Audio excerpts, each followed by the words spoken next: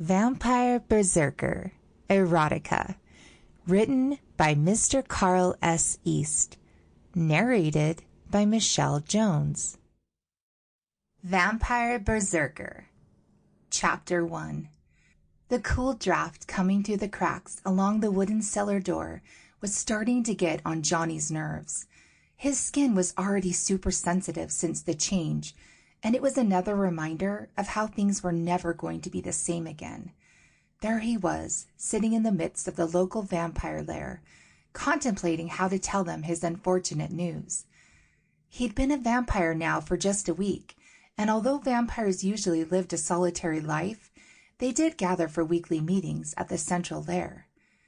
When he'd first appeared there, drawn by some unknown force, they made him feel at home straight away, a tradition, it seems, from the old days, when a vampire's only code was that he didn't kill another vampire. It was always the lair's policy to accept new blood into the fold. Johnny had news to tell them, but how to word it without sounding stupid. That's what he pondered as he sat there in a drafty corner of the darkened room. He would have sat there forever if it hadn't been for Scar. He was the head vampire, and a grumpy old bastard. "What's this news that's so important, then?" he said loudly. "I think I'm a vegetarian. I'm allergic to blood," replied Johnny, without thinking. He couldn't see the funny side to it, but they didn't stop laughing for at least a quarter of an hour. "What do you mean? Ha ha ha! You're a vegetarian? Ha ha ha!" Scar eventually managed to gasp out. "I mean that when I try to suck blood, I'm violently sick," he replied. "You're all so shit out of luck, then," someone in the back shouted. Again, they erupted into laughter. This was getting Johnny down, and he felt that he was alone after all, but he tried one more time. "Is there nothing I can do?" he said.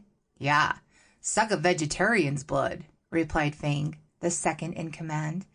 They just collapsed after that, thumping each other on their backs while wiping the tears of blood from their eyes. Johnny gave up trying and left dejected and feeling more alone than before. 20 minutes later, he found himself perched on top of a large building overlooking an apartment complex.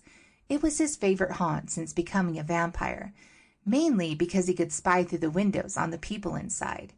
He would sit there through the night, remembering what his life had been like before the change. It also didn't hurt that a beautiful blonde woman lived in the penthouse, and she never drew her blinds. If he was going to die of slow starvation... Sample complete. Ready to continue?